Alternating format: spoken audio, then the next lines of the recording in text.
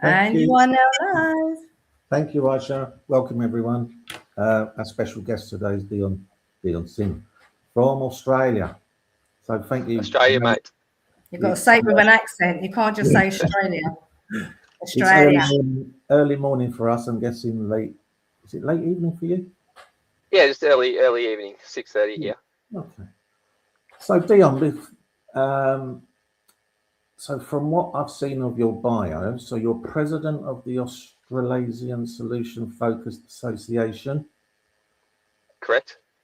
And I said that without stalling. That's good. You've written a handbook on solution-focused supervision. Yes. You do a lot of close work with the Aboriginal community, which is really interesting to get to know about. Yep. And you've got your own podcast, Dion. Yeah. So it's all right. It's all right. It's all right. Yeah, I've had a few dodgy guests on, but Good one. Good comeback there. Love that. Nice. So tell us how the journey started, Dion. How you solution focus came into your life, and was it a game changer? It's funny. Just reflecting on those things that you mentioned, because most of them happened, I would say, by accident, or they're not ever things that I'd kind of set out to aspire to do, and so maybe stumbling across the solution focused approach was one of those things that I stumbled across. I started working in youth residential care when I was in my mid-20s, and so working with all of the scallywags, and I started out with an organisation called St. Luke's, and they developed the strengths approach, and so I had some amazing mentors, Di O'Neill and some people who are Russell Deal, and some people who were really, I guess, different thinkers to the mainstream of community services in that sector. So and then my first real introduction was Chris Iverson, I think. Russell, the organisation St. Luke's got him to come out to run a workshop for us, and we spent a day with Chris, and from then on I just thought this is cool, and then wanted to learn as much as I could about it, and started experimenting and practicing, and that was where the journey started. Yeah, we like Chris. We've seen him a few times. He's a good chap. Yeah. So how did it benefit the scallywags of St. Luke's, as you call them? Well, I was talking to somebody the other day, and I was saying I wish I knew. So one of the things that I do now is I help people to use solution-focused practices, and I wish I had have known what I know now back then, because I think we usually do our best, and I think I did my best, and I built some really strong relationships with the young people I was working with, but I wish I knew how to have more useful conversations, and not just not just have conversations for the sake of having conversations, but I wish I knew kind of the skills that I understand now to be able to have more useful kinds of conversations, which may or may not have moved the needle a little bit differently for these young people that I was working with. But so I think I naturally had a bit of a view to see people's strengths and their capacities, but I wouldn't have said I had a good grasp on the solution-focused approach, and I still think maybe I don't have a good grasp on the solution-focused approach. I'm just working it out as we go, conversation at a time. But so I think we're always learning and expanding, and consolidating it. The handbook and writing that was something that really helped me to distill my thinking and forced me to be able to articulate it differently, and I find that really helps, as well as training and helping people to use the solution-focused approach definitely helps you to understand it more yourself, and deepens your when you see people what they pick up and how they pick it up. I feel like it helps to it definitely helps me to learn more. I mean, as well as the podcast that you mentioned, that was another kind of not so accidental thing. It was just it seemed like a good idea. And the benefit for myself personally for just being able to have those kinds of conversations with people who I might not get to have a conversation like that with normally has been immense. Like what I've learnt and taken away and then put into practice has been really cool. It's been so much fun. So in terms of I guess the young people you were working with had backgrounds may have not been the best, and you said that you probably naturally had a connection in terms, because sometimes you've got it or you ain't, but the people warm towards the person that you are or whatever the energy is. Do you remember when you asked the first solution-focused questions to one of these kids and thought, bloody hell, this is going to work? It wasn't. So by the time I really discovered solution-focused practices, I was in a leadership role in an Aboriginal organisation. So probably just before that. So before that, I was in a leadership role in a family services program, and that was when I'd started to use the questions and scaling and use it. So I'd obviously grown up within St. Luke's using strength-based practices. Which we did scaling, but then it was when I saw Chris do it, I was like, I just love this. Just don't worry about the what might take it higher. Just what's working, and just spend your time in on what's working.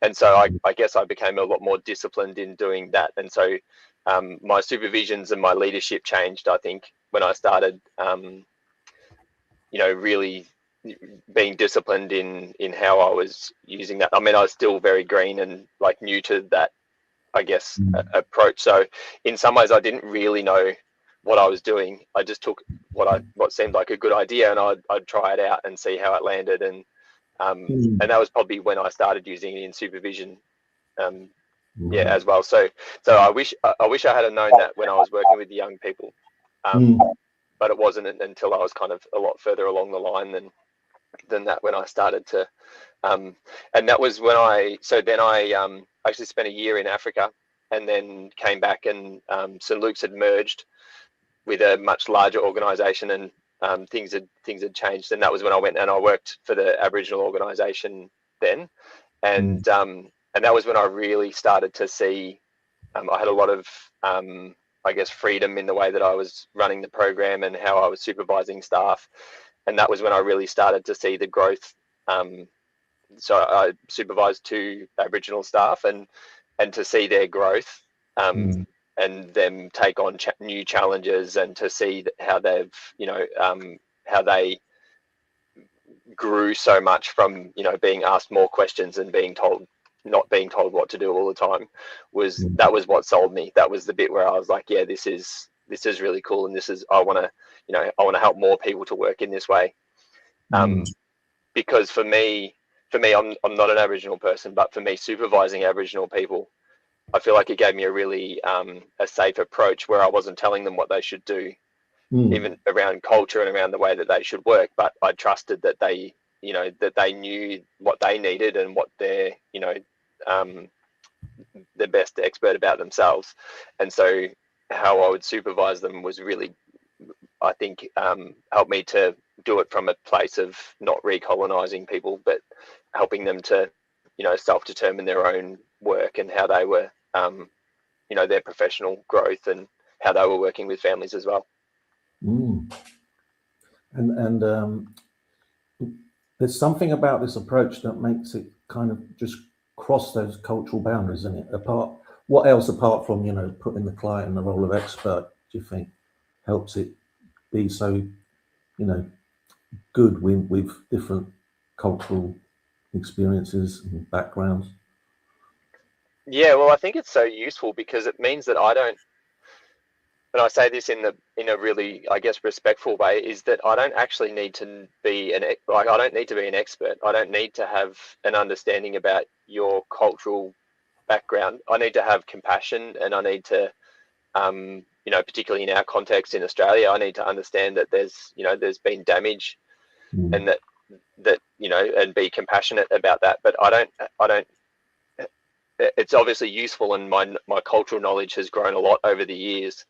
But you can actually start not necessarily having that when you're using a solution-focused approach, I think, because you don't have to be the expert. You're actually, trusting people's wisdom and trusting that they're the expert about themselves. So I think for me, because I started out in that, I'd started on a bit of a journey of, I guess, learning more about Aboriginal culture and Australian history, which I kind of didn't really know growing up.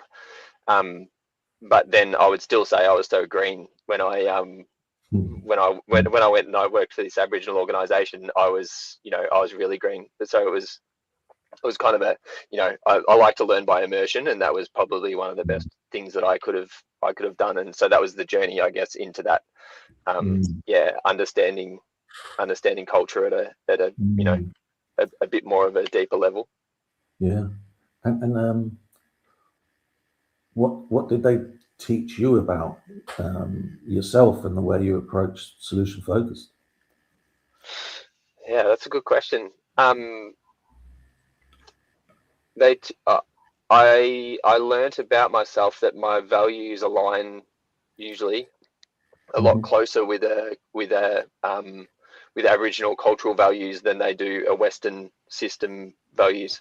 So it makes working, which I do now alongside Aboriginal organisations and Aboriginal people, I just love it. Like I really the value of community and family and kinship is something that I think the Western kind of the Western culture could learn from and really benefit from.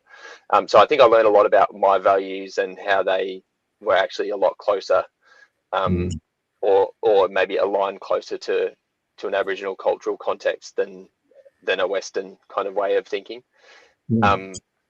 Also, I think I learned. I've never been to school, and so I think I was never I was homeschooled, and that was a huge advantage in the context of the work that I do now, because I think I was never colonized in a way. Like I never was taught to think in a particular way or a particular fashion, and so it's been really easy for me to think differently and learn as I've gone on. So I definitely have benefited that. But definitely the value of family and connection and relationship, I think that's something that that I've learned that I definitely value, which I love about solution-focused approach, because if we might have a conversation with somebody, and within a bit of an instant, and you guys would definitely understand this, but within an instant you need to be able to create some sort of therapeutic alliance with people. And so I think that's a real skill. But then also what I love about a solution focused approach is that from the time you ask the first question, that strengthens that therapeutic relationship. And I think it has this compounding effect that when we have solution focused conversations, it strengthens and it builds the relationship, and it leaves people feeling emotionally good, and therefore emotionally good about you. And so I think it helps to build that relationship. So I think that's something that I like about it. And what I guess I've really drawn on and learned is what I was saying before about that it promotes. I think it's a way that promotes self-determination for people and for communities. If we were to do community development, and we go in and we ask them what's working in your community, and if things were in a year, if things are working really well, what would you notice? How would that be? And we do community development from that kind of approach. You're not colonizing, you're not coming in and telling people what they need to do to fix themselves. And so that kind of flows on to the why I agreed to become the president of the association, was because I think that solution focused approaches offers a really great way in our cultural context in Australia reconciliation and a way forward for us to work together towards a future that we really want, as opposed to trying to fix people or fix communities, but actually helping them to see what's working and dream of a future that they want to work towards. Yeah, and it must be really empowering for them as well, in a sense, because they're part of the process. Well, I hope so. And even more than a part of the process, I think it's they own if we can do things in a way where people own it, that's the ultimate, where we kind of do ourselves out of a job and then vanish into the sunset. And they, I think maybe it was in Sue Kimberg, is being invisible as much as we can, and then in some ways and I think that in some ways maybe why people don't always like a solution-focused approach is because it's not egotistical. Like, to be the best at it, no one ever knows that you ever did anything, and you don't necessarily get accolades or big thanks, but sometimes you hear a little story about something that happened and you're like, that's interesting. Maybe that was about the questions that I asked, or how something flowed on. But it's a lot different, I think, because you are I don't know. What do you think? I think if you're a good solution-focused practitioner, you're almost invisible. Yeah. In some ways. Yeah, definitely. And for me, I like when you're in a session that the client's talking 90% of the time. We're just asking a question every now and again, just so that they can hear themselves having those conversations and those sort of bright sparks that suddenly come out from a conversation, because you never know where it's going to go, Dion. That's the other thing as well. Yeah. There's times when you think, that was a really good session, and then it's all gone terribly wrong. Good for who. That's the funny thing, is that's been my reflection is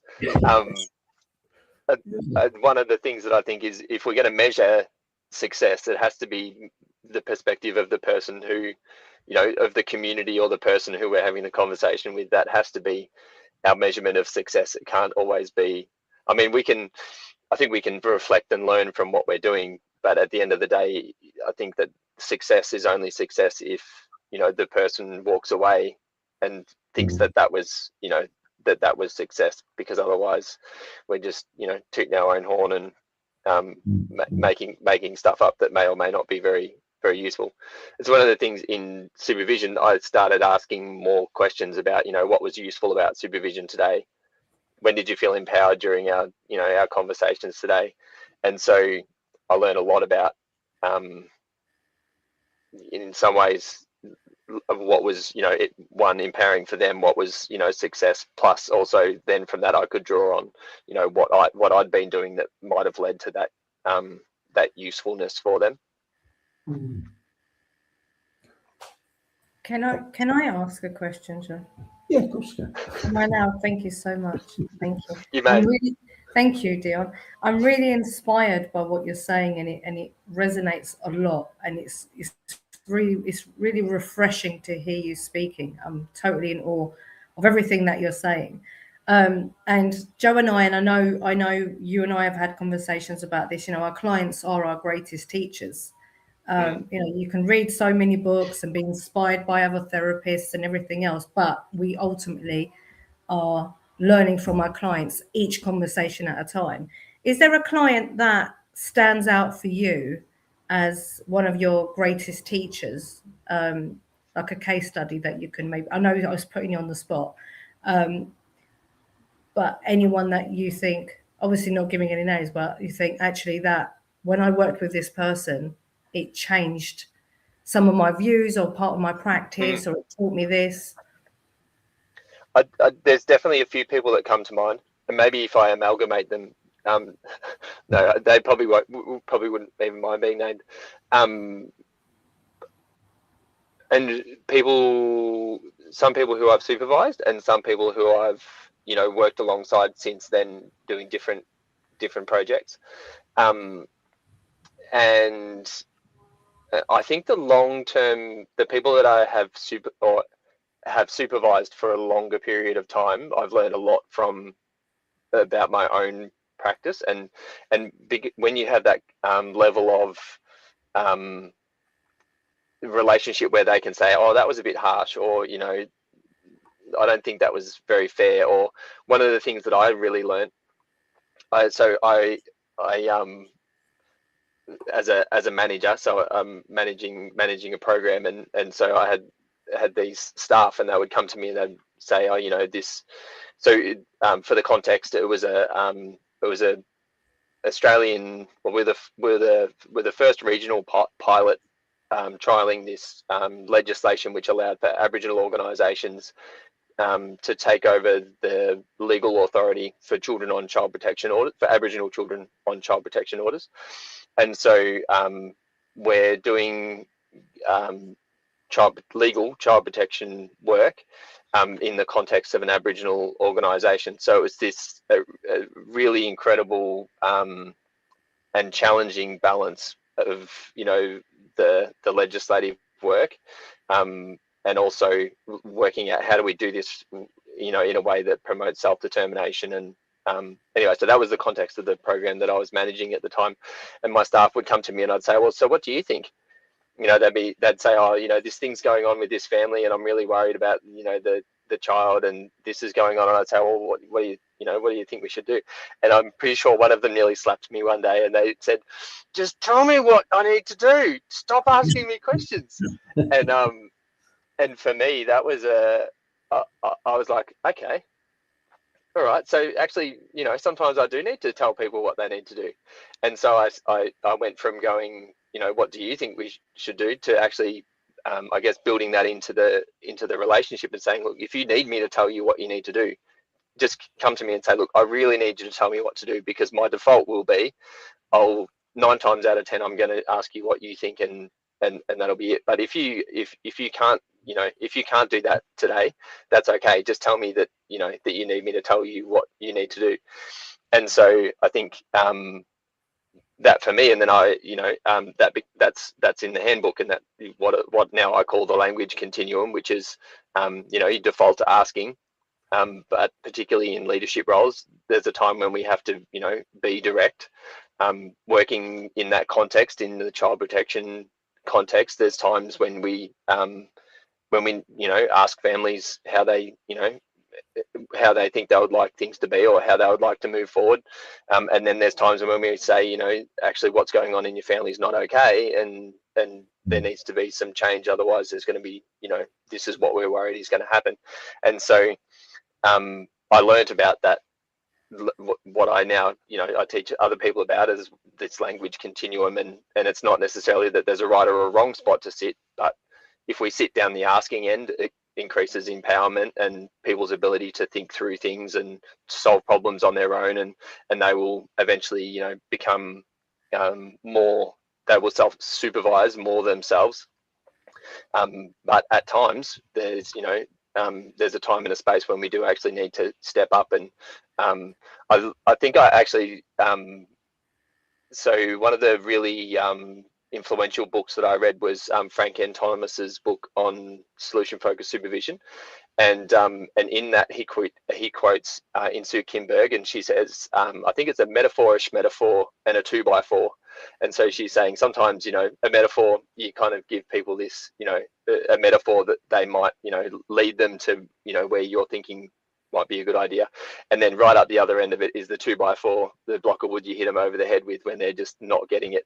And so I think it's a really useful way to think about things. So yeah, so that conversation was definitely one that still sticks in my mind, and I learned, I kind of took on board and learned. Another conversation that comes to mind, similar era, was I just asked at the end of supervision, what was the most, when did you feel empowered today during our discussion? And they said to me, when you asked about what I wanted to talk about in supervision today, and I was like, wow, that is, just by simply having that as the first thing that we ask in supervision and saying, what do you want to talk about today?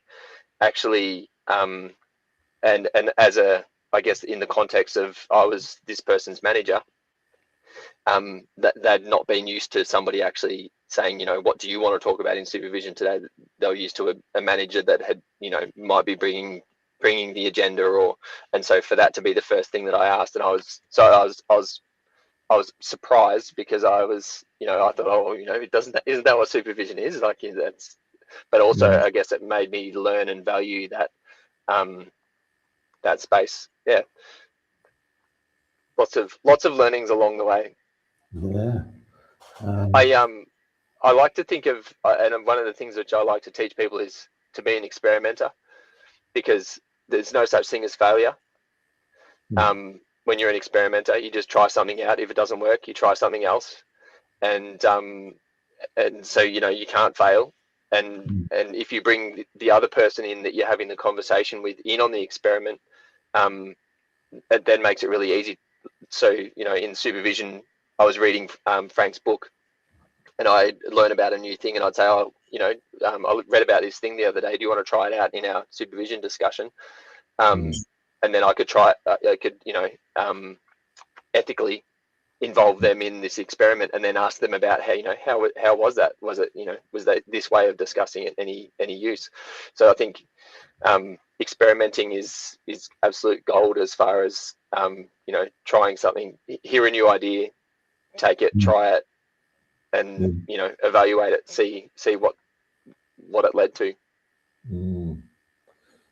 So we'll get onto your handbook in a minute. In terms of, I know, if you're supervising someone and you think you've got the answer, but the other guy's saying, no, that's not right. That's not the answer. You say that it's not work, that's not right. So the supervisor has to do something different. So I don't know, for any supervisors watching, where you can get stuck in this thinking of, no, this is the right way, you're just not getting it. How can they turn that around so the client doesn't feel, well, you're not listening, you're just not hearing what I'm saying?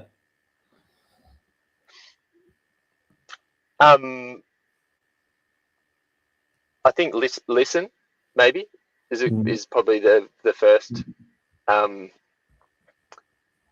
I think there's a realm of so I guess I've experienced both being a manager who's supervising people and being an external supervisor.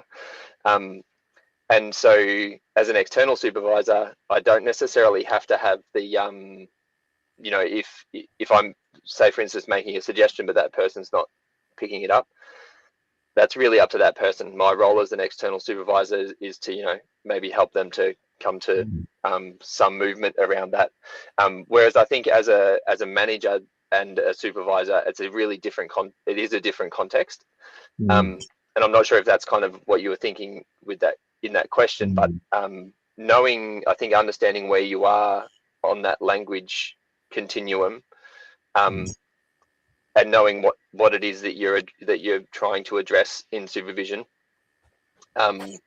It's I'm kind of being a little bit vague, I guess, but it's a really it's probably really nuanced, because if you're talking about something that relates to like child safety, then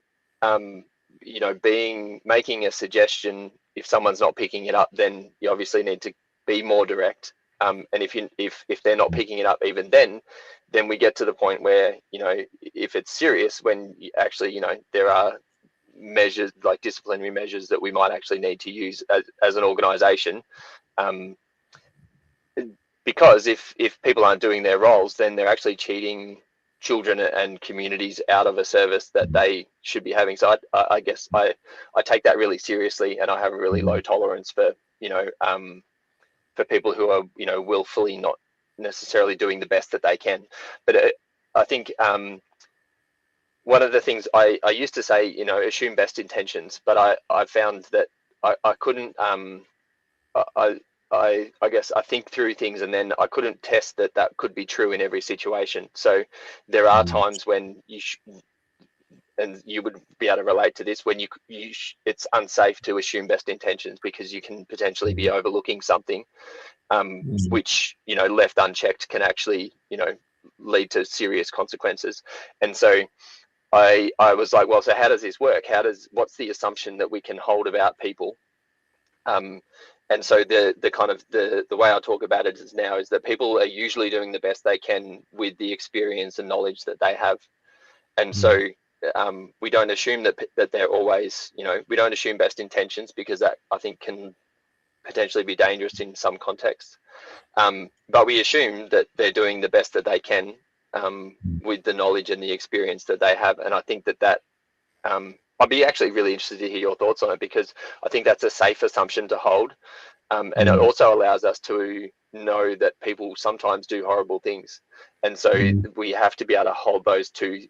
So the assumption of, you know, that even though, you know, this person probably is doing something dangerous and horrible, that they're probably doing the best they can with the knowledge and the experience that they have, seems to me was a good way of so taking that assumption when we address things with people. I find you know, I think Hey Sun Moon says, you know, people have good reasons, and so coming to someone and saying, you know, I assume you've got reasons for doing what you've done, but it's still not okay, if that makes sense. So I guess there's a big scale in the question you asked, Joe, about you know, if they're not getting it, it would really depend, I think, on a lot of different aspects of, you know, what the issue was. And so I think that's the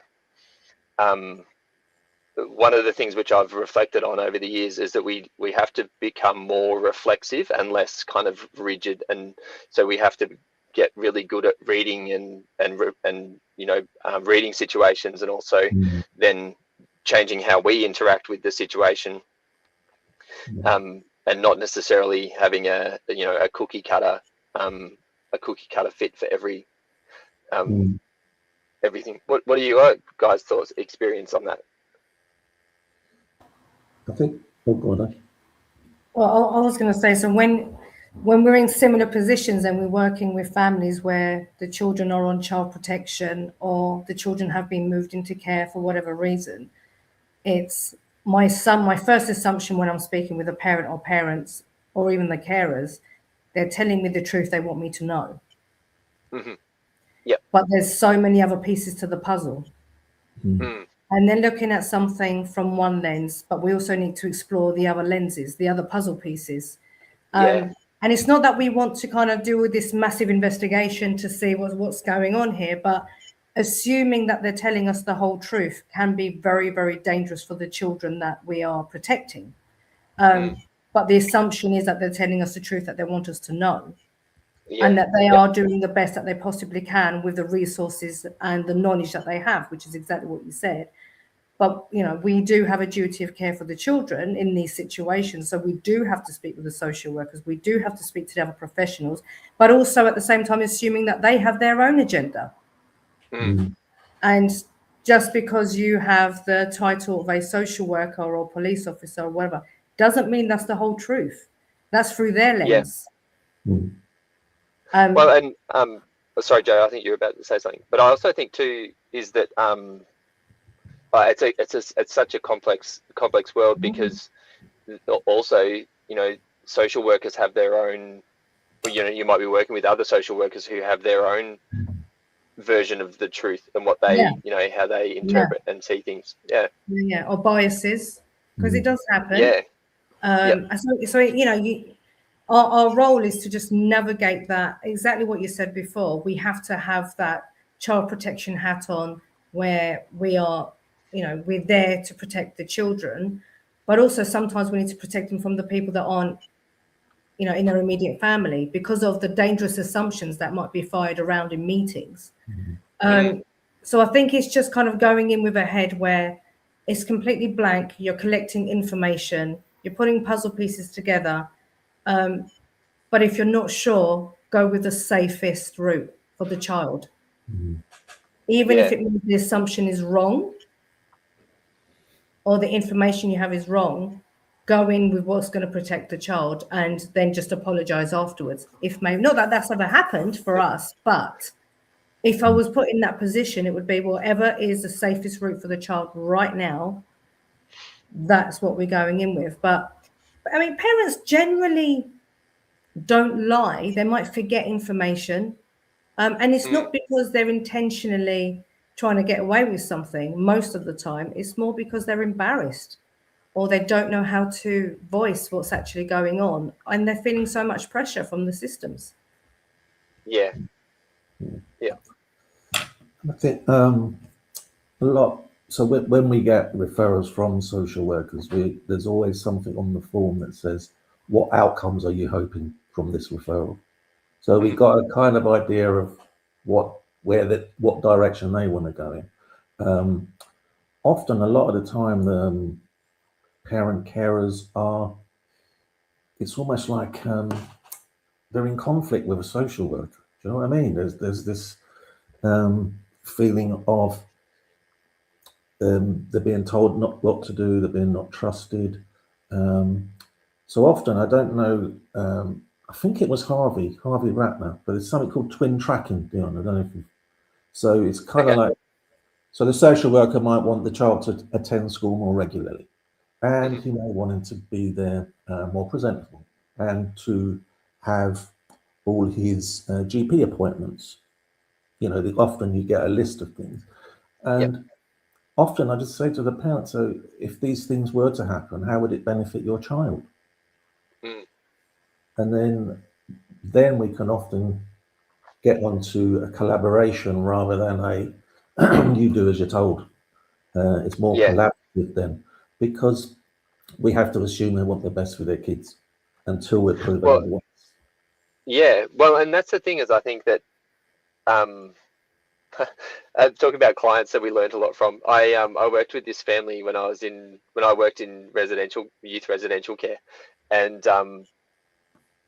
I as much as there had been some crazy horrible stuff that had occurred within this family, after getting to know mum, who, you know, she did want the best for her children, but she was and I guess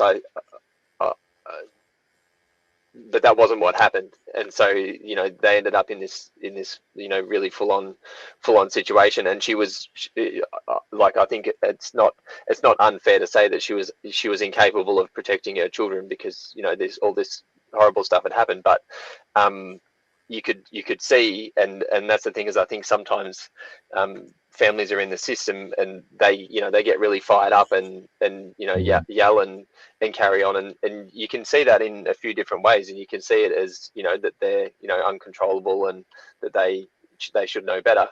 But when you go, oh, you must really care about your children, because, you know, you're actually, you know, you're yelling at me because I'm, you know, I'm in between you and them, and, you know, that's I guess some of the power balance or the power imbalance that we need to try to address. But I think when we and maybe it's more of a strengths-based approach, but seeing people's behavior, not just for you know, what you're being presented with, or, you know, taking offense at it, but actually going, you know, this is a sign that they actually do really care about their children. They might not be capable of, you know, of protecting them, but, you know, otherwise they would walk away and they wouldn't be upset.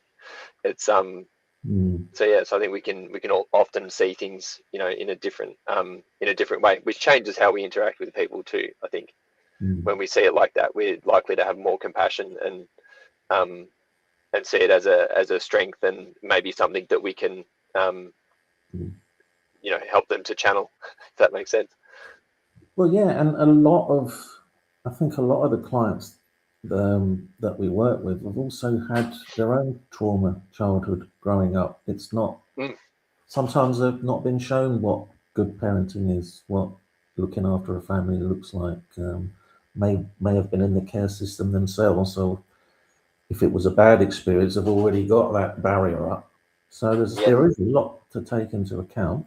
But like you said earlier, with the Aboriginal community, you know, asking what would be useful from us working together. What do you want to see? Is so much. Yeah, it just gets straight to the point, but also gives them something that they can actually take part in rather than Yeah. being done to. Yeah. Mm.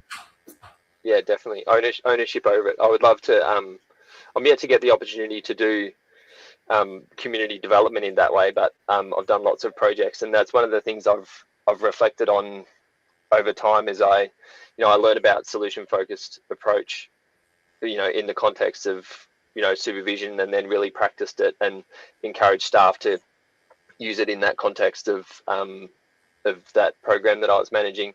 And since then, I think I've learned more about it as a way of doing everything. Does that make sense? So so I do various projects, from supervision frameworks to you know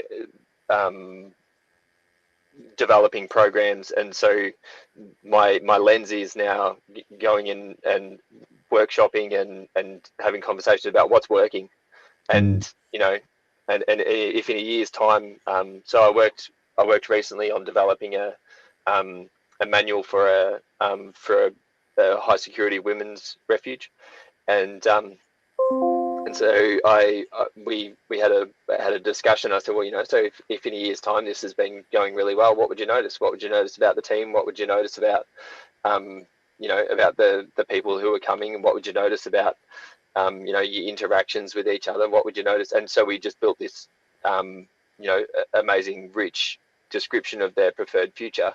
And then the rest of the work that we did was shaped around that. So what I kind of started out as a way of having conversations and learning about that is now, I think, has given me a really good framework to approach any project with, which is really cool, because a lot of the time you start a project and you really don't know what you sometimes don't know what it is until you start to walk through the project with people. So yeah, so I found that is really useful in those ideas about what is the preferred future, and then what's already working. It leaves people feeling inspired and empowered, and so we get to do a project with people, but also leave them inspired and feeling really good about the work that they're doing as well. Yeah, and to know that they can do it in small, manageable steps. Yeah, this well, and often very... that they already are doing it. That's the really cool thing. So one organisation that I've done a lot of work with, we were working on strengthening the Aboriginal workforce, and we just we went in and we did the same thing. We did some workshops, and if in a year's time this is happening really well, what will you notice? We built a really rich description of that, and what are you noticing? What are you noticing already that's already happening, that's showing you that you're already on the way to achieving this? And so everyone, you leave, in some ways the process of doing those kinds of workshops is the work, if that makes sense. It's not this often you'll organizations will want a report or a brief or a list of things they can do to improve things, and I'm that's a part of what I can do, but doing those conversations is it's really pretty incredible to see people go, oh yeah, we actually we're doing a lot better than we kind of thought we were when we started this discussion. So I think it's it's been a really fun and inspiring way of doing things. Sorry, someone's just plugging me in. Sorry. Oh, that's all right. Okay. Just to clarify, when he says plugging him in, it's the laptop. Yeah, it's the laptop. I was going to, sorry, I was just going to ask you a question, going back to working with the Aboriginal community. I remember, Aish, when we spoke to Marcos from Bolivia, and he said that in their culture there wasn't such that the miracle wasn't something that was part of their religious culture. It was more about a ritual, so he would use ritual instead of miracle. Did you have to change anything? I think I don't know whether I'm unconventional or not, but I've never actually done any solution focused training.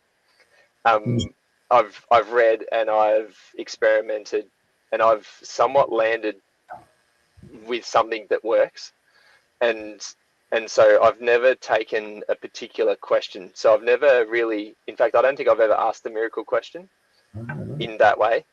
And I don't think so. Best hopes is a question which I think it's a strange question to ask. Like, you know, you're having a general conversation with somebody. So I mean, I think hopes. I tend to think of hopes, and then I think, you know, best is kind of maybe the bit that narrows it and kind of makes it a little bit more narrowed for that person to be able to answer it. But I think there's a lot of different ways that we can ask questions, which don't necessarily have to stick to the a standard question. So I would say that you know, it would be more likely to ask about you know, if tomorrow you woke up and you know you're at your best, what would you notice about yourself that would show you that you're at your best? You know, everything else is the same, your situation's the same, but what would you notice about yourself that would show you? I did 2 days of training with one organisation recently, and I got there the next day after I'd run the training with one group, and I had the people say, how would you know it was your best day? And they were out in the garden, and they had this little community garden there, and they were asking, you know, and I was like, oh, that's a really cool. So yeah, so I would say I probably haven't, you know, I might say, yeah, so I'd probably be way more inclined to ask about, you know, if things are at their best. If it's been the best year ever. The workshops that I run, I usually you know, say, you know, imagine, you know, you've been away for a year for some reason, and you get to work, you know, you get back to work after a year, and it's been the best year ever. Like everything, you know, how would you know? What would you notice that would show you that it's been the best year ever? So that would probably be the way that I tend to ask that question. As opposed to a miracles happened. I mean, I'm definitely not against it, but I think, you know, that's just one way of doing it, and probably shouldn't be the default as much as it is useful. Joe knows why I'm smiling, don't you, Joe? I know. I think I remember I said that when we talked to you on our podcast, and I was like, yeah, I think I agree with that. Yeah. I shy away from the miracle question. I think I've probably only used it for about a year after we were trained, and then after that it was just if it doesn't sit comfortably with me, then that would be very obvious when I'm asking the question. And I think when you're at your best, everything else around you is exactly the same. How would you manage it differently is so much more realistic for me, and it's something very tangible. And I think, again, you have the different cultural values of what a miracle means to each person. So for us, if we don't know that person extremely well, then we're assuming that a miracle question would be something they can answer. So it does throw some people off, and especially if you are a victim of domestic abuse, for example, and you've had all these challenges in your life and blah, blah, blah, blah. And they're like, yeah, you know, let's just say a miracle happened. It's like, are you kidding me right now? Whereas when you ask it at your best question, it's like, okay, so if I think about that, what does that my best actually look like? I need to remember that, or the 2.0 version of that, and then think, how am I going to manage the daily challenges that I'm facing with this version of myself? It's more realistic for me. Yeah. Well, and I think so something else that I do and is that, you know, a circle, and then thinking about what's in your control, what's outside your control. And in some ways I didn't really even know necessarily or think that it was a solution focused way of thinking. But I think that personal autonomy and what we're in control of is actually really important. And so in supervision, or in any conversation, I think we need to recognize when somebody's talking about the things that it might be, because we have hopes, but they're not always grounded in our reality. And so I think that when the most powerful conversations we can have when we have hopes, but they're actually the things that are within our control and that we can change. And so I think that, talking about, when you're at your best, everything's the same, the situation's the same, but you're at your best, it automatically becomes something that is, that is tangible, that's changeable for that person. And so I think I guess over time I've become more inclined to ask questions that point back to things that are within someone's autonomy, because I think that's the and particularly supervising staff, often it's when they're spending a lot of energy trying to control things that are outside of their control, control the system or control an outcome for a child, or trying to fix people. They're the things that are outside of their control. And so the way that I do it is, you draw a circle and you say, well, so what's in, you're working with this family, it's not going how you want it to. What are the things that are within your control, and what are the things that are outside of your control? Inside the circle, you usually end up with how I present myself to them, and how I build the relationship with them, how I talk to them, how I look after myself, how I schedule my time. And then you start to realize there's all this stuff that's outside your control, which is, what they do, how they respond to how you, present things to them. And it's super freeing, because you start to realize, well, actually, I'm not actually in control of this person. I shouldn't be. It's not my job. But what I can do is all of these things that I can actually go walk out of this conversation, and I can actually go do that stuff that is, that's my business, that stuff that I can control. And so, yeah, I've done it with groups before. We were talking about the challenges of employing staff, like they were really short staffed, and so we said, well, what's within your control about this, what's outside of your control? And they walked away, the comments that they walked away with was, wow, there's actually a whole lot that we can just go do. And so it was just this simple exercise of differentiating between what's within your control, what's the stuff that's outside your control. And they, sometimes you'll have people who will walk away and they'll go, oh yeah, well there's a lot that's outside of my control, that's kind of been their reflection. And so that was what stood out for me, was their reflection was actually, there's a lot that we're actually responsible for and that we can do, and that they kind of weren't doing. So it gave them a lot of insight into that. But I find that mental picture of that really I guess I'm more inclined to ask questions about what you're saying, O'Shea, around, when you're at your best, if you're at your best, what would you notice? And so it changes it from being something that's, they would be, so-and-so would be doing something different, to actually something that they can be doing themselves, which I think is the most useful or more useful conversation. Yeah, and I know you love experimenting with questions, and lately I've been, well, for about a year now, I hardly ever ask exception questions. I go straight into find me evidence that that's already happening. The word evidence makes it very black and white for them, for clients. So when a client says, I really struggle with speaking at work, or talking to people, or voicing my opinion, find me evidence of the last time that you did that. Look for evidence. Search your brain and find me the evidence that you are actually already doing that. And then they go, oh yeah, there. And then you ask your follow-up questions. But the word evidence really changes the structure of the session, where it just becomes point blank, hardcore evidence that this is already happening. Yeah. Whereas exceptions can take it somewhere else, because then there's a lot of but. And when they answer it, it's like, but this. With the evidence questions, there's no buts. It's happening. You are giving me concrete evidence that it's happening already.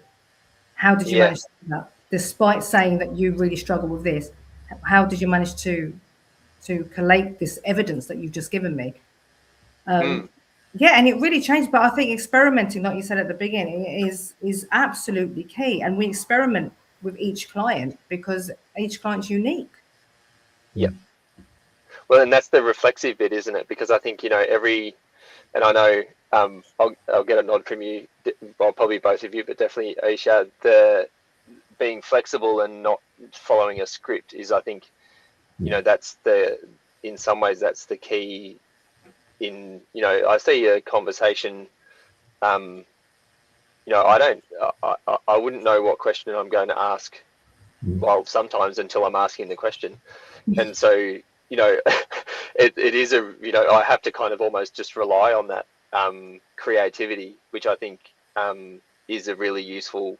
I think once you've got an idea about assumptions and what you're looking for in a conversation, you can throw out the script, and you can just be really compassionate and really interested in what's working. If things are at their best, what would you notice? And I think you can. It does, I think it gives you a lot more freedom in a conversation to not feel like you've got to ask a particular set of questions in a particular format. But if you kind of got a rough idea of what you're looking for, and maybe the exceptions, that's an example of evidence of times when this is different.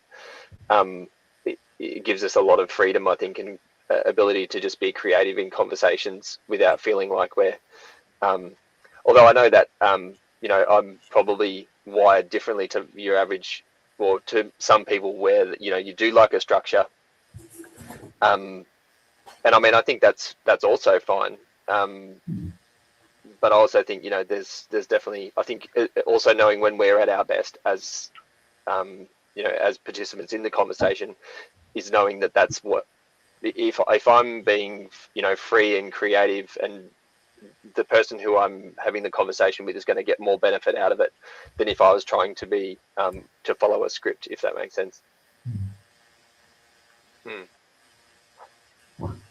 I love that. And just to clarify, David Haynes thinks I'm wearing a Arsenal t-shirt, so I just need to show him. It's a Guns N' Roses t-shirt. David Haynes, I would not wear an Arsenal t-shirt, just to clarify to everybody. Did he think that said Stirring the pot? What he thought? Yeah, he thought it's a Gooners t-shirt. Yeah. So what about this manual? So I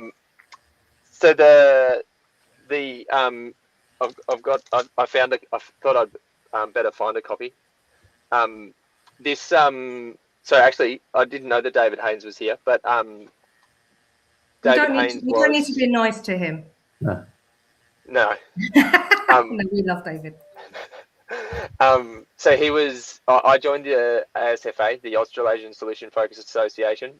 David was president, and I think there was himself and a few other people asked if I would do a presentation on supervision.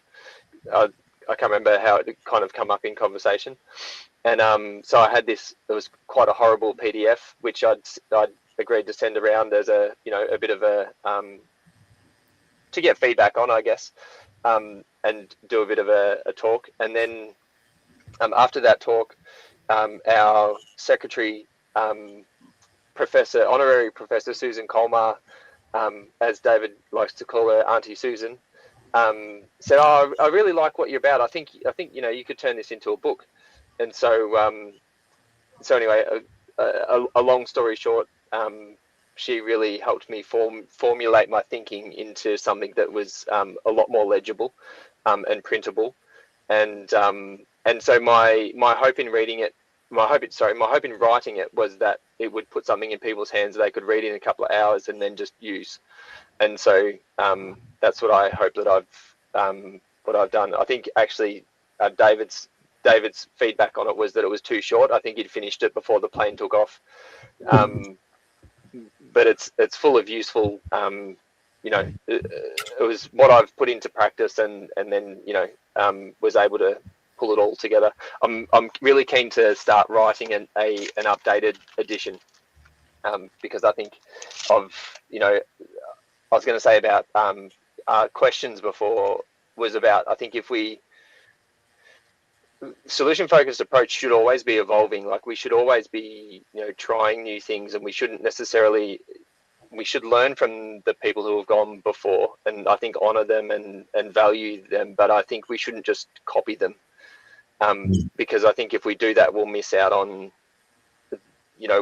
what else there is if we're not actually, experimenting and trying new things. So I think, they say, we stand on the shoulder of giants. Like, the people who have gone before us are incredible, and I've learned so much. But I don't think we should just copy what they did. We should actually take what they've done, and we should do what they did, because they didn't settle for, you look at any of the well respected and well known solution focused gurus, or people, that they didn't just sit with something that they learned and copy it. They've taken it and they've advanced it, and they've thought about it, and they've honed it, and they've probably doing something quite different now to what they were when they started. And so that's I think, with as far as questions goes, we should always be not just copying people, although mimicking is a really good way to start. Is that I think as soon as we're okay to be experimenting, then that's we should be pushing the boundaries and work and seeing if things working or what's happening. So yeah, so that's the handbook. I recently I was working with an organisation, and I just I thought these would be a good idea. So I got 18 supervision cards, and so these are particularly aimed at community services sorts of organisations, and they fit within the kind of parameters of what is expected of supervision for family violence and child services, things like that. But it does it in a way that's there's solution focused questions throughout it. So along with some of the frameworks that I've worked with orgs to develop, and the handbook, they've been the last workshop that I did, they loved the cards, and they they were something they could go away and use in supervision. So it's been fun experimenting with even things like that. Keep experimenting. Yes. Wow. Never stop. Who knows where we might end up. Yeah. Well, and that's the thing, because Solution Focus was born through lots of experiments. 100%. What's working, what's not working, and like you said, even establishing what's not working is a great thing. And experimenting and reflecting is where our strengths should really lie, if we want to be the invisible people supporting our clients, no matter who they are. And I think you are very, very, very refreshing, and I've enjoyed every second of this conversation. And I agree with everything that you said. There you go. Which is rare. My colleagues are saying that's very rare. Joe knows that's rare. Thank you. Thanks for having me. Yeah, it's I'm very much for just try it. Who cares? What's the worst that's going to happen? You're going to apologize to your client and say that was a really bad question I just asked. I think it was Steve DeShazer that said, if it works, do more of it. If it's not working, do something else.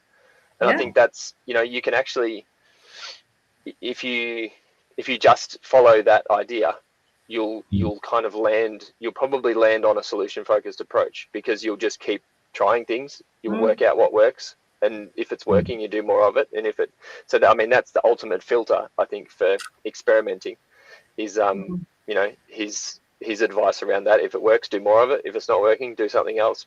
But I also think that we have to experiment, because otherwise, how do we know what's working and what and what's not? Absolutely. Any last words from you, Jojo? Oh, thank you, Dion. It's been a real pleasure. It's gone by so quick, so that it was enjoyable, and lots of interesting things you're doing in Australia. It's a shame, David, but hey, we can't have it all. It's all right. Thank you. Thank you. For those of you that don't know, we do have a lovely relationship with David Hayes. We really do. He does have a flaw. He is an Arsenal fan, but despite that, we can overlook it. But we do love and respect him. Any last words from you, Dion? No, just thanks for having me. It was good chat. Was it because there are other people out there that do SF talk, conversations? They're all right. I don't know.